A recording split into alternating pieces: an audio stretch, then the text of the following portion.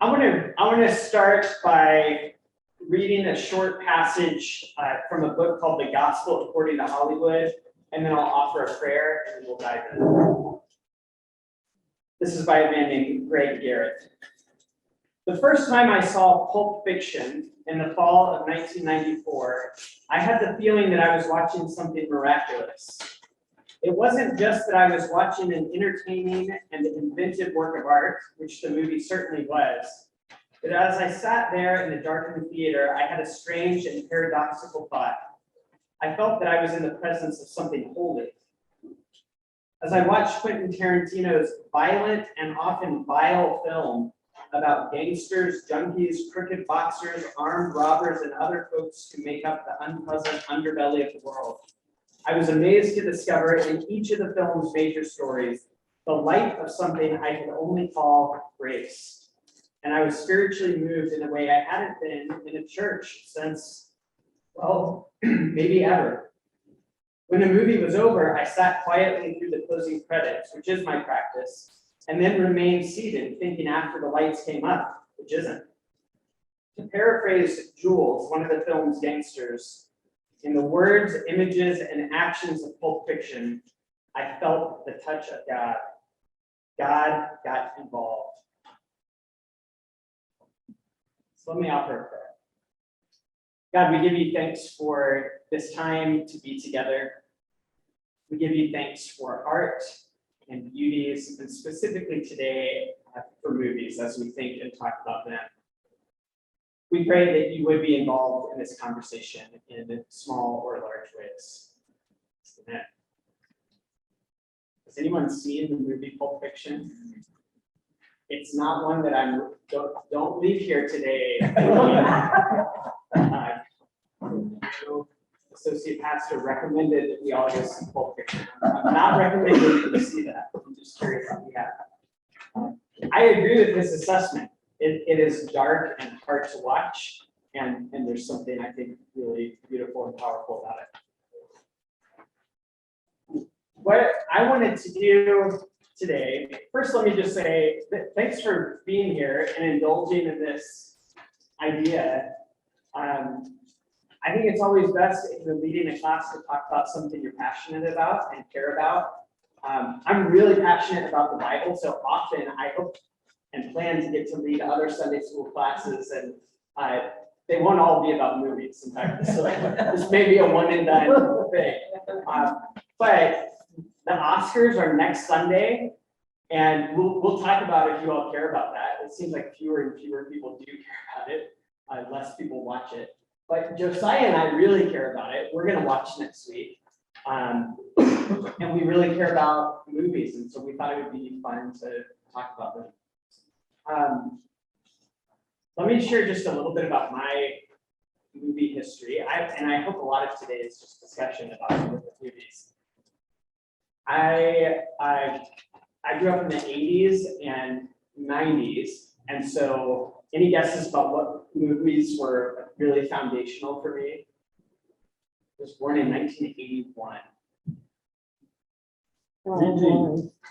E.T., Star Wars, yes, absolutely. Those were like the big ones. I watched Star Wars endlessly.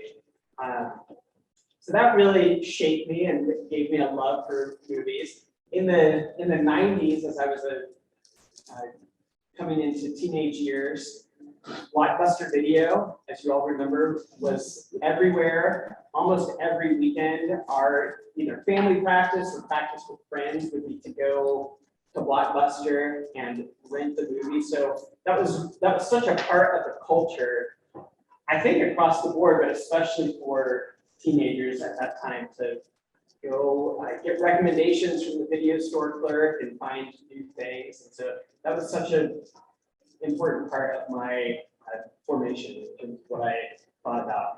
Sometimes I lament that Josiah would love that experience. Doesn't have that. There's not that kind of in the moment connection. You just go to Netflix and thumb through. So I really came to love movies in a different way when I went to college and was introduced by friends to all kinds of different things I had never been exposed to, things out of the mainstream. Especially when I lived in Spokane, I had a friend who told me that a public library card allowed you to rent any DVD that they had. And I discovered something called the Criterion Collection. Any of you all heard of that? Okay, some of you. They select and do a lot of work kind of refurbishing sometimes new, important movies. And so I started taking home movies from directors I'd never heard of, people from other countries, and just the whole world of movies and cinema opened up to me in a new way. In seminary, I took a faith and film course, and that further just shaped my love for movies and how it connects to faith and my own experience as a seminarian and leader in the church at that point. That's a little of my history. I want to ask you all why. I know some of you just come to this class no matter what's happening here. But I imagine some of you like movies. What are reasons that we watch movies, or reasons specifically, good reasons that you watch movies? On the right side. Escape Escape. at the movie, not at home. Right. Because you ain't escaping anything at home. Right. So at the movie, like actually going. It's an escape. An escape. Correct. Yes. What else? Encounter. Encounters. Say more about that, Dennis. Encounter different worlds, different people, and different ways of thinking. Absolutely. Entertainment. Yeah. Oh, look, we've got a theme going on.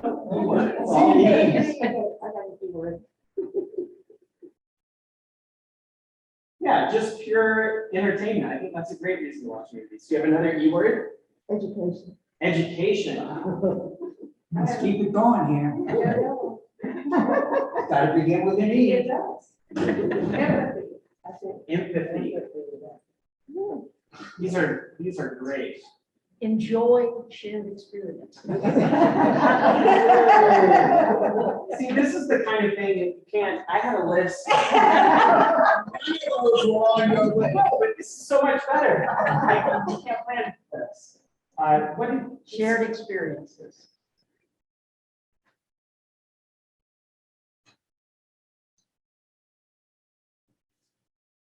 Any other E words?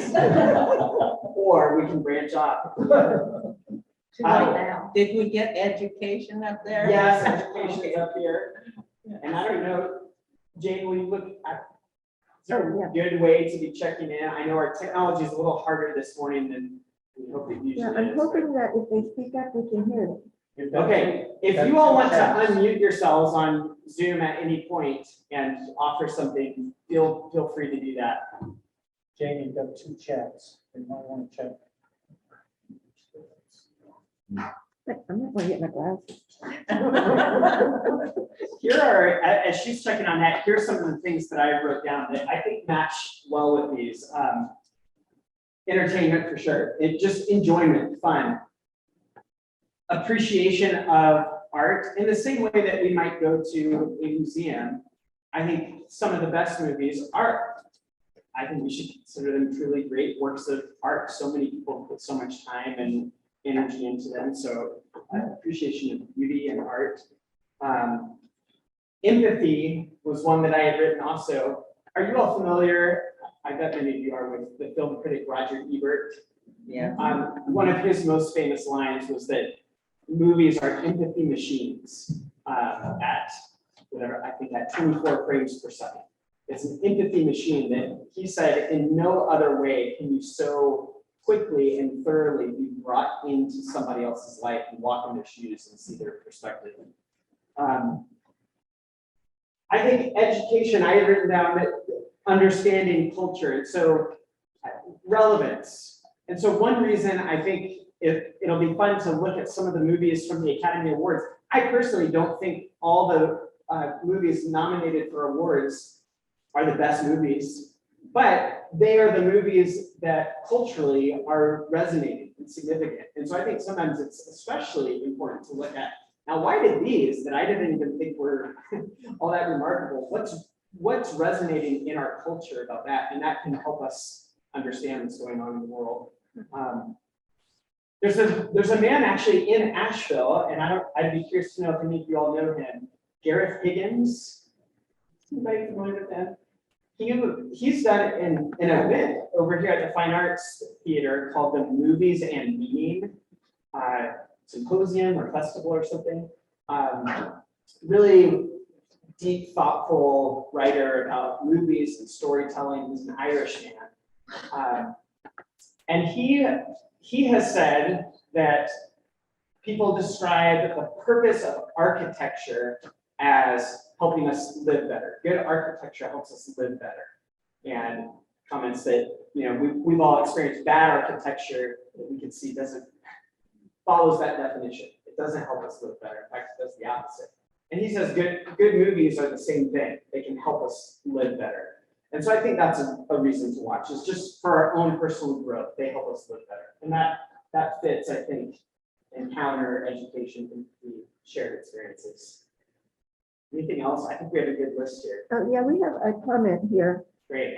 I can find it again. And Catherine Cameron, I've attended movies and meetings several years, including the first one in Albuquerque, New Mexico with Richard Rohr. Oh, neat. Oh, thanks for that, Catherine. I'd love to talk about that some more sometime. No, there's one thing, I was caught up in the evening, so I couldn't fit it in. Just storytelling. Yeah. But, somewhere. Well, I'm glad you said that. I do think that has overlap with some of these other things, but yeah, just hearing a good story can shape us up. I think that connects to the encounter and empathy. Yeah. There are some movies too that almost have like an evangelical,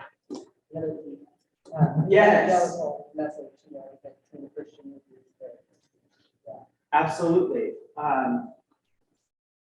And I don't know, I've seen a couple good ones, and I've seen a lot of really bad ones. Exactly. My impression is usually when people are making a movie for that purpose,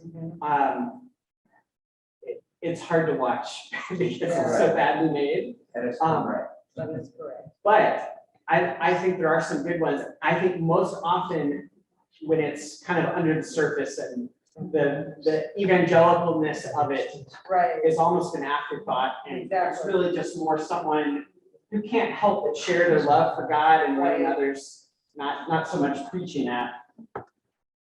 Yeah. Okay, so with that all in mind, I do want to talk about some movies. In case we have that many ideas about why we're watching movies.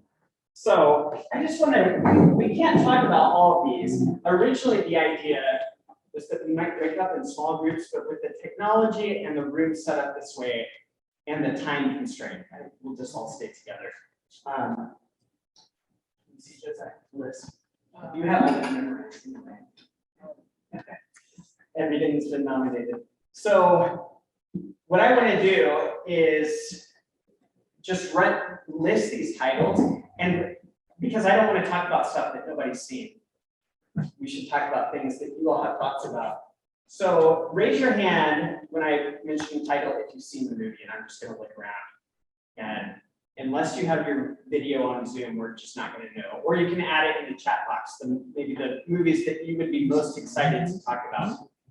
So the 10 movies nominated for Best Picture this year are Licorice Pizza, few of us. Great movie, West Side Story, great movie,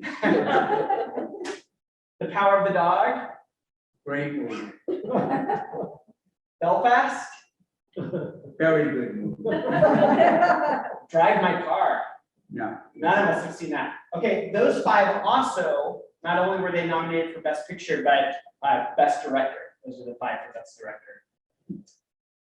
These other things were just of note. Supporting actor are the little, if you can even see those from across the room. Those also have nominations for supporting actor, supporting actress, that the reverse way.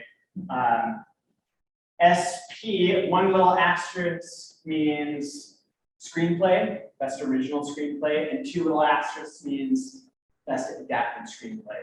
Just to give a sense for the movies that are getting recognized for a lot of different things, like the Power of the Dog has, I think, 12 nominations this year. Coda.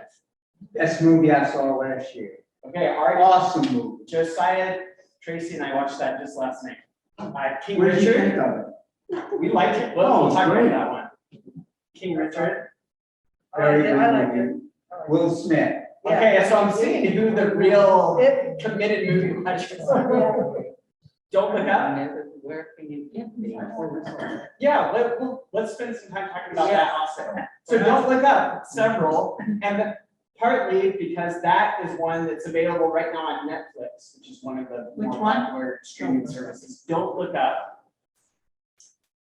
Nightmare Alley. Good movie. Bradley Cooper was great in that. He And was. he's not even nominated. No, And I'm telling you, he was awesome. I agree.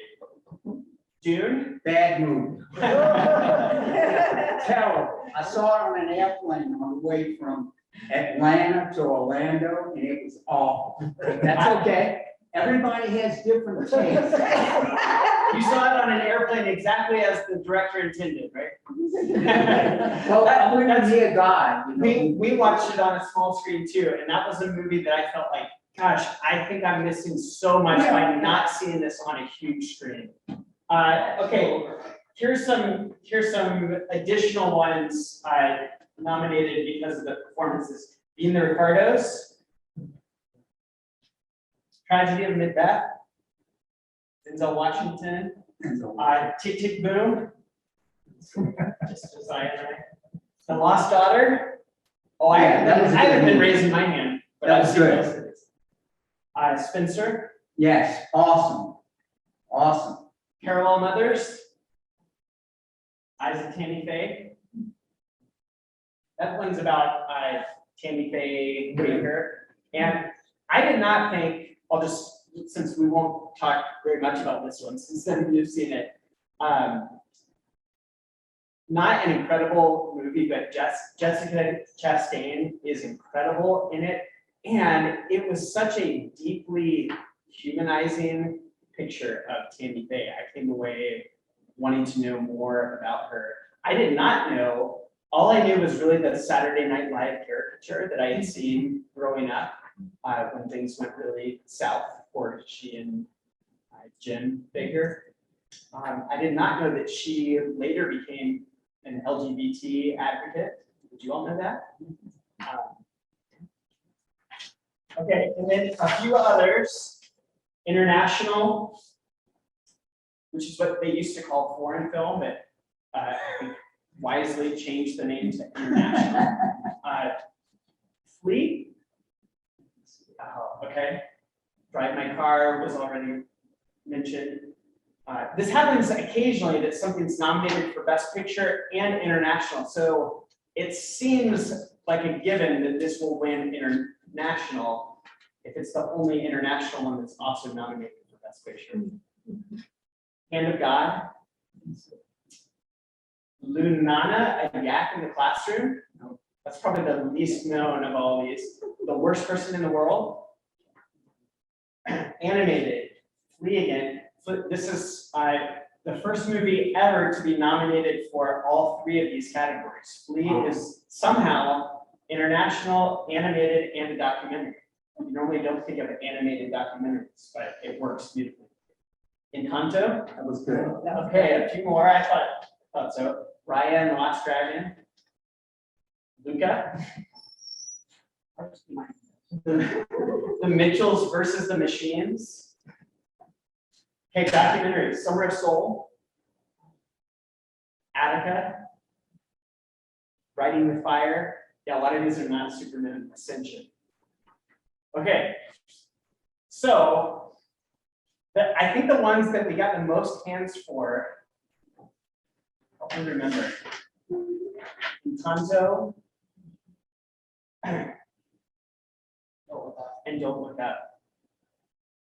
So I would love to just hear some of your thoughts about those. And then also would love to hear if there are any, that you would like to hear more thoughts, even if not many of us have seen, hear more thoughts about, or if there are other movies that you saw this year that you would like to talk about.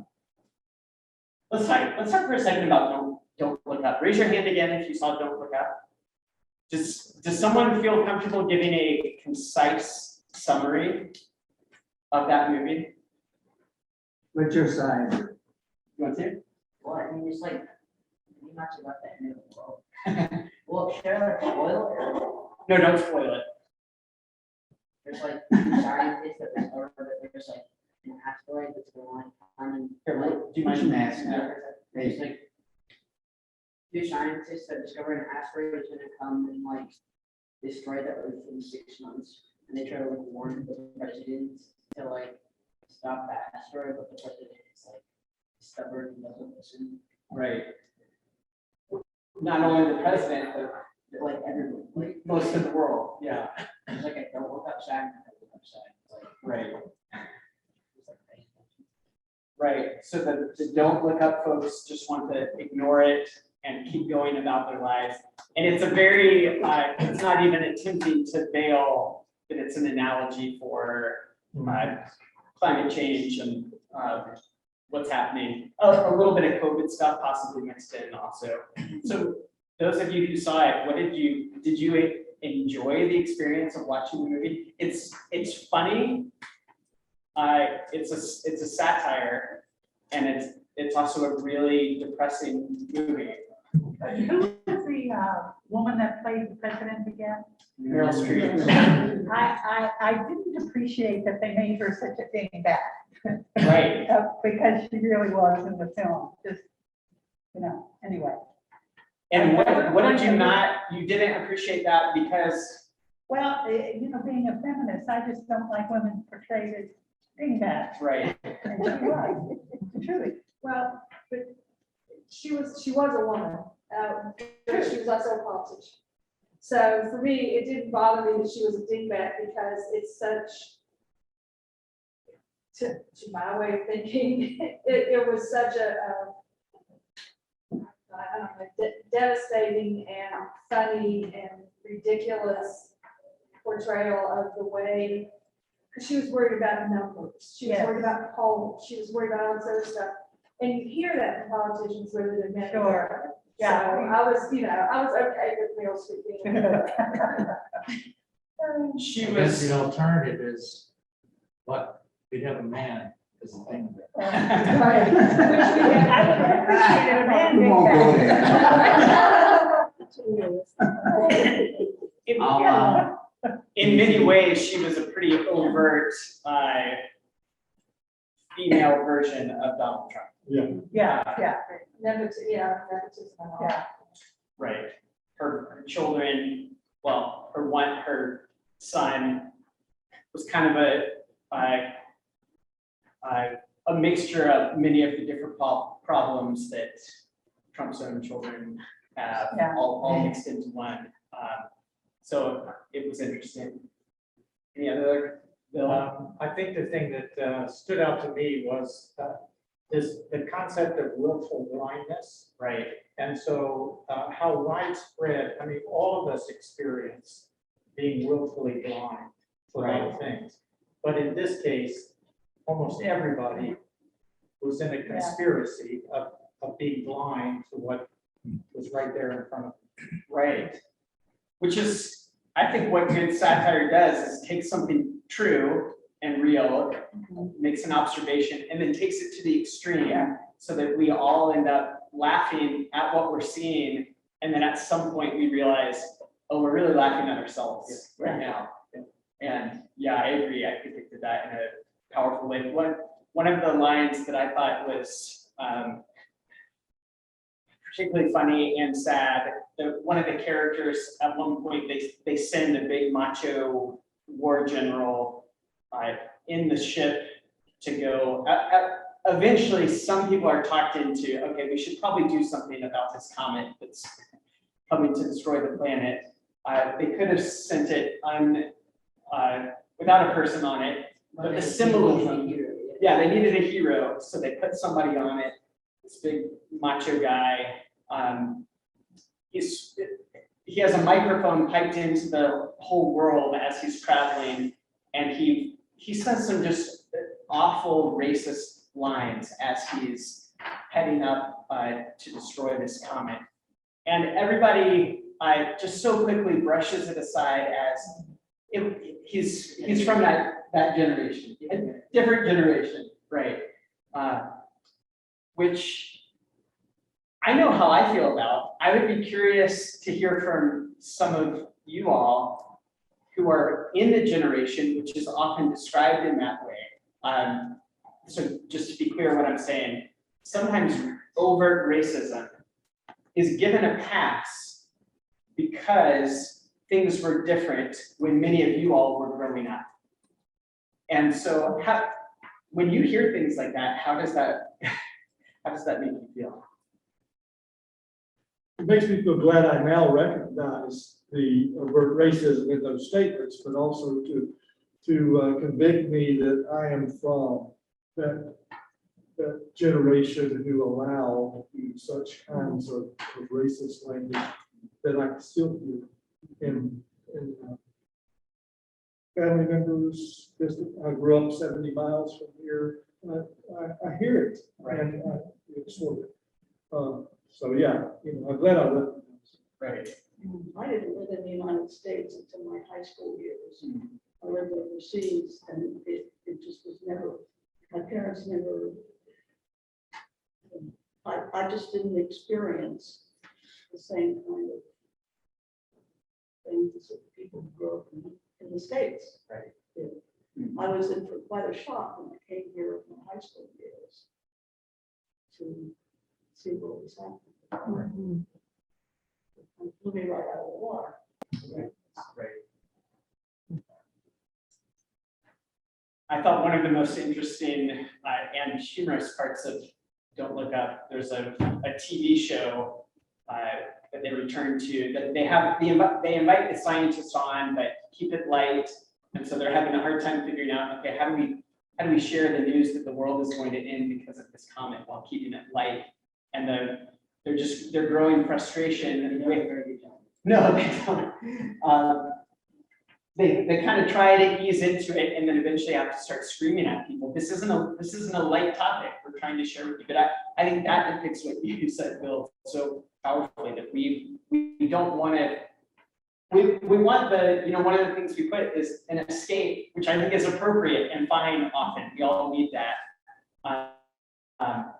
But where do we draw the line? At what point do we need to face the reality? And it's really biting, and in the way it shows our willingness to constantly keep that wall up.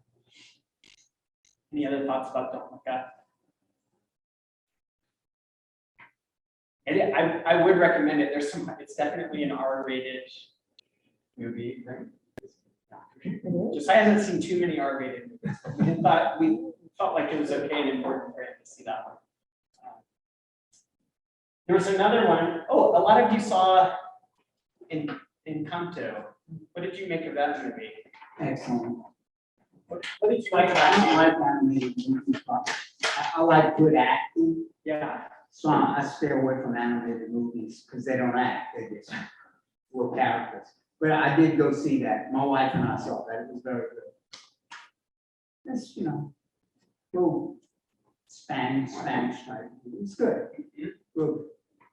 Hispanic, I'm sorry, Hispanic, that's the problem. Yeah, they were, I can't remember which country they were in. It was somewhere in South America. Colombia. I love it because we lived in Colombia, and it was so authentic, even though it's fantasized in terms of, and exaggerated in terms of the color and the buildings, but it was spot on architecturally, and it was just, I don't like animated movies normally, but I love that. The color, the artistry. My wife dragged me to see The it. beauty, the beauty of the characters, they were all lovable, everyone. Right. Yeah, and it's, for those who haven't seen it, gosh, it's a hard one to summarize. A family has moved, they fled a dangerous situation, And the matriarch of the family takes great care and pride in being a matriarch and in her family. Most members of the family at a certain point, they end up in a magical house, and her descendants get gifts at different points in their lives, right? At a certain point, kind of a coming of age ritual, they receive gifts. But the movie really explores, I think, in powerful ways. I kind of felt like it was a introduction to family systems theory and how interrelated, how family dynamics work themselves out over generations and how patterns are repeated, and how the main song, if you've been around children in the last 6 months, you've heard them sing, kind of this year's Let It Go from Frozen several years ago. Kids keep singing this song, We Don't Talk About Bruno. There's a member of the family that at one point leaves and is kind of shunned by the family. And there's this fun, creative song. The music is by Lin-Manuel Miranda. The song is We Don't Talk About Bruno. And I just think it's such a powerful example of the skeletons in many of our family closets, church closets even. What are the things that we don't touch and don't want to talk about? A little like don't look up. We don't talk about climate change, or we don't talk about things that bring us down or make us upset.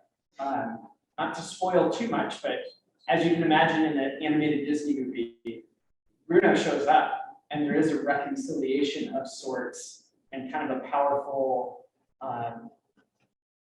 reassessment of what he meant to that family. I'm talking too much. What did others of you think about Encanto or appreciate about it? You thought it was annoying? Maybe because it was just like I saw it like at school every day and I had to start over. Right. Every day, every single day. Right. Well, it, Yeah, even good stories can become too much if you hear it. I think it was a good, I thought it was like a very when I first watched it. The other thoughts about Encanto? Where can you see this? Encanto, you can, so it is on Disney Plus, That's the problem of us who have been isolated for 2 years right? and don't want to sign up for 16 streaming services. Absolutely. I'm with you. We have more than I want to have, but still, last night to watch Coda, because I really wanted to. It's only on Apple TV or Apple, whatever That's it's correct. called. It's an Apple TV. Right. What did you think of that movie? I really, it was a powerful story. It's just Coda, if you're not familiar, is a word with many meanings, but in the movie, it's a child of deaf adults. And so going back to some of her reasons to watch movies, empathy, education, being brought into the different world, that's what I appreciated most about it, is just being brought into that world of a family. Both parents are deaf, the son is deaf, and then the daughter is the only hearing person in the family. And the thing that she loves most in life and feels called to and gifted to is singing. She's an incredible singer. And so it shows in really challenging and beautiful ways that the pain of the parents not being able to connect with their daughter with the thing that she most cares about, and her pain in that. It's also really funny in the ways that just the family lives their life. It's a fishing family, and so the daughter has a lot of responsibilities thrust on her as kind of their de facto interpreter. Do you want to add anything else about it, David? I thought she was awesome. Yeah, One of the significant things about this movie is that at least 3 of the main characters are deaf. right. And so, is that right? Yeah, in real life. In real life, yeah, in real life. And so to watch the acting ability help to maybe bridge some gaps in our understanding of deaf people and what they can do. Right. And open up acting to them as well. Yeah. So I thought it was socially, I felt like it made a point socially, just by what it was. You know? Absolutely. Oh, Did any of y'all see Spencer? That was a great I one. wouldn't say one. It's about Lady Di. Kristen Stewart played Lady Di. I really think she should win Best Actress. Oh my God, it's awesome. I'd like It's to really see that. good. It's depicted over 2 days, Christmas Eve and Christmas Day in Windsor Castle. And it was really, if you ever have a chance to see that movie, pull it up and see it. It was good. Yeah. Do you know where that's available? Is it available anywhere? I don't think. It's Netflix. It is? No, it's not on Netflix anymore. It'd be- What did he say? He said you can rent it on Amazon, but Okay. we don't think it's on Netflix right now. Yeah, that's a good recommendation. Well, I wanted to mention one more thing about Coda and just that being brought into that world. To me, the most powerful scene, there's a moment where the hearing member of the family, the daughter, is trying to explain something, trying to describe her feelings to her choir instructor, who of course is also hearing. She's having a tough time finding the words, and so she starts signing, and he doesn't know sign language, but it's so clear what she's saying because she's speaking in her first language, and so gosh, it's just really powerful about language and the way that we communicate what means something to us. Troy Kotzer is the name of the actor who plays the father. He's the first. The mother is Marilyn Matlin, Yeah, that's right. who I think is the first and maybe at this point only deaf actress to win an Academy Award, and she does a fantastic job. Troy Kotzer, a lot of people think he'll probably win for supporting actor, and he'll be the first male deaf actor. Is the first to be nominated, will likely become the first to win. Apropos of that point is how we are dividing our culture by weeks. By only being able to see these things 16 different ways. Right. It is so hard and a frustration. Actually, I have found many on this page are easier to find, at least on some of the services right now. Amazon, you can rent movies, even if they're not free on Amazon, you can rent them there. If you have a Prime membership, it's fairly cheap. If you don't, they can be kind of expensive. But that's probably the service that has the most, even if you have to pay a little bit for them. Right. Netflix has a lot. This one of the things that's been going on behind the scenes with the Academy Awards is Netflix has put so much money into trying. They really want that badge of having a Best Picture winner. And they thought they were going to get it with The Irishman a couple years ago, and Mank last year, and so they have The Power of the Dog this year. So this might be the year. A lot of people think that is what's going to win Best Picture. Again, who saw that one? That's the one that's been nominated to 12 different things. What did you all make of that? I was troubled, but I don't know why. I was just troubled. I didn't get the feel good feeling I was wanting. No, it is definitely not a feel-good movie in any way. We were just reviewing the movies that we have seen on our way to church this morning. And so we talked extensively about Power of the Dog. We liked it. And we just thought the acting was great, the scenery, and then underneath the themes that were going, there were so many themes in that film, family system stuff, gender stuff. Yeah. Oh, it's just, it's all, you say it good. I just heard an interview. Bill, I'd love to hear what you think, but I did just hear an interview with the actor Sam Elliott. Do you know him? It's very good. Yeah. Big mustache. He hated Power of the Dog, having been in many Western movies, because he recognized that it was sort of an attempt to rewrite or reframe the myth of the American West and cowboys in a way that disturbed him. And what he said about it, for good reason, has gotten him in some trouble. There's a little bit of homophobia seems to be mixed in with what his problem with the movie was. I don't want to spoil the movie for you, but it does give a very different portrayal of cowboys, and explores toxic masculinity and probably some repressed homosexuality, and how that plays out in the West when there's this need to be the tough macho person. As a side note, it was not filmed out west, it was filmed in New Zealand, right? Right. New Zealand. Yeah, It's beautiful scenery, but it's not. not Montana, no. Yeah, Jane Campion, who I think is Kiwi, filmed it there. She did the piano many years ago, and most think she'll win her first Best Director award for Power of the Dog. Bill, were you gonna say something else about it? Well, you all said a lot, which is good.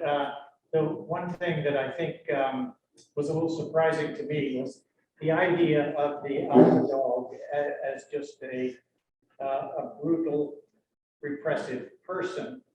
And the main character is really like that. But actually, there are two kind of alpha dogs. So this young boy, Peter, who is gay, is actually an alpha dog too. Right. But he is completely different in how he expresses both cruelty and anger, and also the protector of his Right. mother. So, I mean, it's really, I had to actually go read some things after I had Yes. watched it, because I knew I missed too many things, and I wasn't going to just keep watching it over and over. Right. Do you all, do any of you watch movies a second time, or once you see them, you're done with them? Only the very, very best. Yeah, you'll watch it. I'll watch it. Right. Hidden Figures, second time. That was, Yeah. that was excellent. Yeah. Fantastic, It was, it's fantastic. yeah. I agree. I think sometimes it takes those initial, the repeat viewings. There's a director, Robert Altman, some of you may be familiar with. He did Nashville and MASH, a bunch of movies. He said, I get so frustrated when people tell me they watched one of my movies, and what they mean is they watched it once.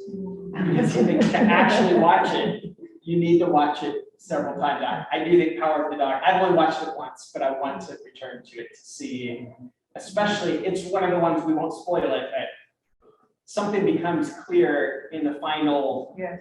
few minutes of the movie that kind of changes the entire experience. And it was foreshadowed in the first moment. Absolutely, but you're But not, I missed it the first right, moment. right. It does remind me, and I appreciate your comments, Alice and Bill, because it is a dark film, but how often do I avoid the dark passages of scripture, the dark psalms, the ones, the lamentations? They're places that we learn from darkness. Absolutely. And to avoid the darkness may be a mistake. Well, and speaking of, the title comes from a psalm. I think it's Psalm 22. The line about God save me from, there's a list of a few things, and building up to save me from the power of the dog, which there had been a reference to the devouring dogs earlier. And so it refers to that in some way. It also might refer to two characters are able to see shadows on a surrounding mountain, see a dog in those shadows. And they're the only two who can see that, which I think is symbolic for some other things going on with those two characters, and just the solace they find and somebody else finally being able to see what they see or have the same experience they do. Are there other, we're approaching the end of our time. Are there other movies that you saw this past year that haven't been recognized in these ways? You know, I didn't put up all the categories, but these are kind of the main ones. Other movies that were really meaningful to you this year, Bill? I have to confess that oftentimes we watch movies because they're the available ones. Right. For us, and they're not the great movies. They, whether it's for entertainment or empathy or whatever. So like last night, we watched Rescue of Ruby, which is, it deals with the empathy because the main character has learning disabilities. And his one dream in life is to be a canine dog companion, or whatever is the right term. The main character is a dog, is a rescue dog who also has all kinds of problems and destroys every house that tries to adopt him and is about to be put to death. And it's built on a. Was that the movie with Channing Tatum? Yeah. Yeah, that was a really good. And so at the end, I mean, this is built on a true story, but the interaction of I don't even know if there's such thing as a learning disabled dog. And a learning disabled person who has to figure out how to make life together. Interesting. Which we found to be really wonderful. Yeah. Much earlier in the year, we watched Colin in Black and White, which is a documentary series on Colin Kaepernick. And he is the storyteller, and there are actors who play him. But to get a sense of who that man is and how he was shaped and formed, and his struggle to be who he really is. It was a very powerful series. I would highly recommend it. But again, it's not one of those that's going to get the Right. awards. What was the name of that series? Colin in Black and White, so Colin Kaepernick. Okay. I tell you, after you watch it, you're so mad at the NFL. For that. I think a couple weeks ago, 5, 6, I don't know how much, I think we were both kind of in a way down feeling with our country and the world and all these things. So we started watching the very whimsical Anne with an E. Oh, yes. And it's about Anne of Green Gables. And we usually don't binge. We usually try This to wasn't a binge. two a night. But they're each 45 But there, minutes. yeah, so anyway, it was just absolutely delightful, and it did for us in our hearts, I think, what we needed at that time, because it was just, anyway, it was just lovely. So different than the other stuff we watched. It is a period piece, and it deals with female empowerment of women, and the lack of the oppressiveness there. It deals with gay issues and relationships, family, and trauma. You know, the child who is abandoned. So, I mean, it has a lot of these issues, but it is just such a joy to watch. Yeah. Yeah. What's it called? And with an E. Makes us both want to go to Nova So Scotia. the last E They of were her Iowa. name is the big capital E, and she always wanted to make it clear, it was Anne with an E. Right. Yeah.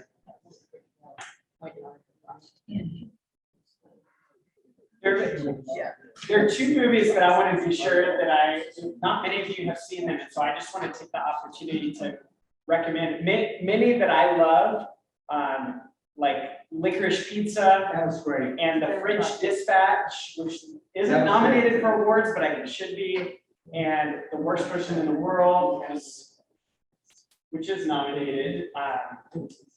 Those were, I think, my 3 favorite movies of the year, and I love them and would love talking to you about them. But I am not giving a blanket recommendation for any of those. There are troubling things in all of those, and they just might not be everybody's cup of tea.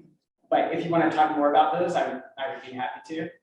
The ones that I am very happy to give a blanket, I think everyone should see these two movies, are Summer of Soul. Where is that? Right here. It's another one that's on Disney Plus. It's a documentary about I think it's called the Harlem Renaissance Festival. Harlem Cultural Festival. Harlem Cultural Festival, thank you.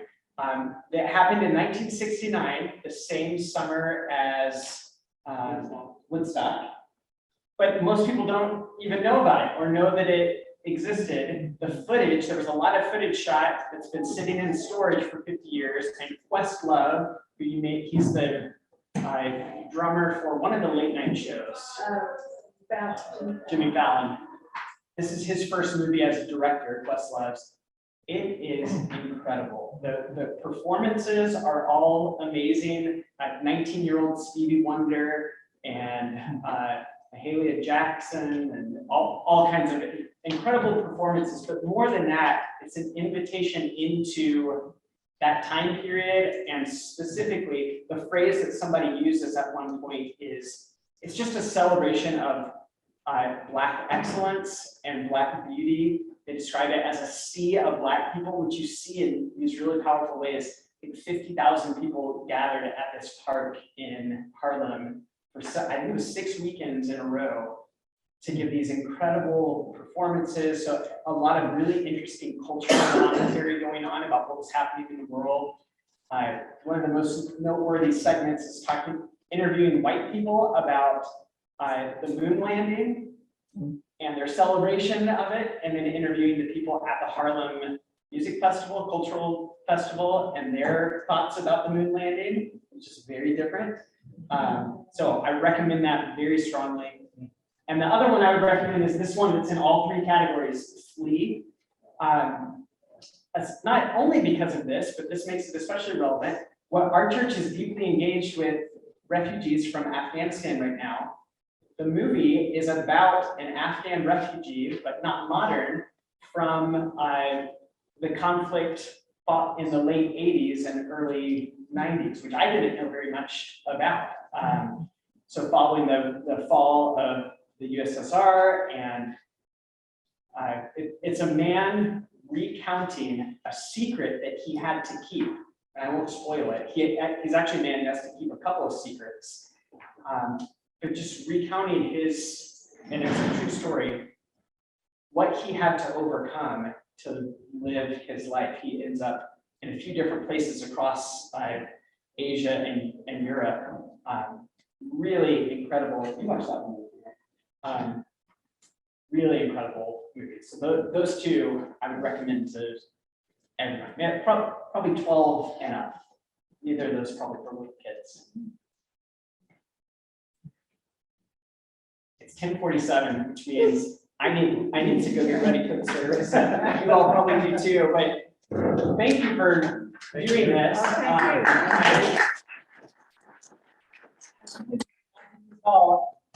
I would talk about movies with you anytime. And not only that, if we get to actually have a conversation, I would do a lot more listening than I'm doing right now.